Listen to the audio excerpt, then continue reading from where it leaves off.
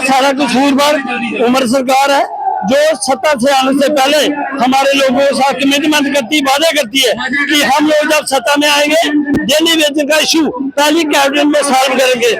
अफसोस 4 महीने सत्ता में आने के उपरांत ये लोग अपनी वेतन को बढ़ाने की बात करते हैं, अपना पीडीएफ बढ़ा रहे हैं, अपने लिए नई स्कॉर्पियो ले रहे हैं, और डेली वेतन 9,000 में इस महंगाई में कैसे टाइम पास करेगा। बार बार जगाने के बाद कहीं न कहीं हमें घुमाने के लिए कमेटियां फ्रेम की जाती हैं। हमें उन कमेटियों में कतई विश्वास नहीं, कतई विश्वास नहीं। लगभग 2014 से पहले भी इन लोगों ने एक कमेटी बनाई और फेस मैनर में डेली वेतन को परमानेंट की बात की, और थोड़े दिनों बाद इन्होंने बोला कि फ्लड आने की वजह से वो आपकी फाइल बह गई है, अभी बहुत जल्द बरसात होने वाली है, कहीं फिर ना हमारी फाइल बह जाए, इसलिए बरसात आने से पहले हमें रेगुलेशन पॉलिसी चाहिए। 72 घंटे काम छोड़ हड़ताल पे ये फ्रंट है, अगर जरूरत पड़ी तो और 72 घंटे आगे बढ़ाएंगे।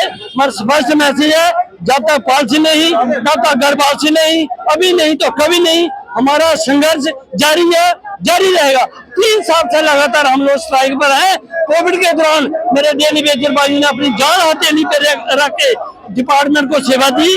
आज ये लोग हमें घुमाने की कोशिश करें, हम कभी नहीं मानेंगे, ये लड़ाई हमारी जारी रहेगी।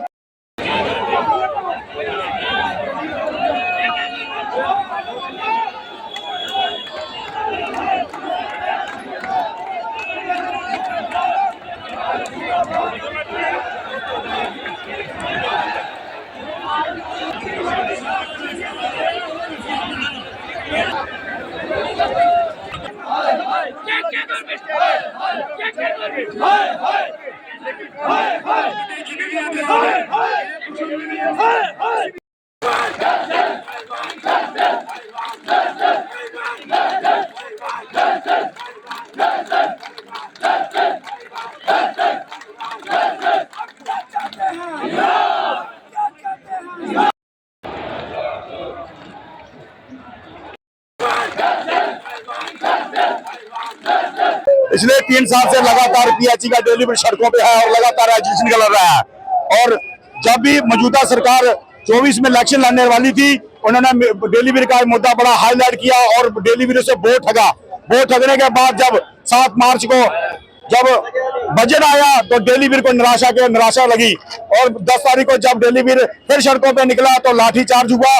उसी दिन ही एक कमेटी का गठन किया गया जो 6 महीने के बाद रिपोर्ट देगी। उस कमेटी को डेलीवरी बिल्कुल निकारता है, डेलीवरी को यम्प्ट करता है कि 10 साल पहले भी अमरुद्दुल्ला की सरकार थी कांग्रेस के साथ, तब भी इन्होंने कमेटी का गठन किया था और कमेटी का आज तक कोई अता पता नहीं रहा। एलजी सरकार ने भी एक कमेटी का गठन किया था, उसका भी कोई अता पता नहीं रहा। बीजेपी सरकार ने भी एक कमेटी बनाई थी जो सेंट्रल गवर्नमेंट को भेजनी थी, उसका भी ना कोई पता लगा कि कमेटी गई है, आई कहाँ है। मगर अब हम उसी के लिए कह रहे हैं कि इस कमेटी को हम निकारते हैं। हम रेगुलर पॉलिसी पर लड़ रहे हैं, हमें कमेटियां नहीं चाहिए, हमें लॉलीपॉप नहीं चाहिए। हमारा जो गोल्डन पीरियड 20-20, 25-25 साल इस डिपार्टमेंट को दिया, उसका हिसाब मांग रहे हैं और रेगुलर पॉलिसी चाहिए हमें।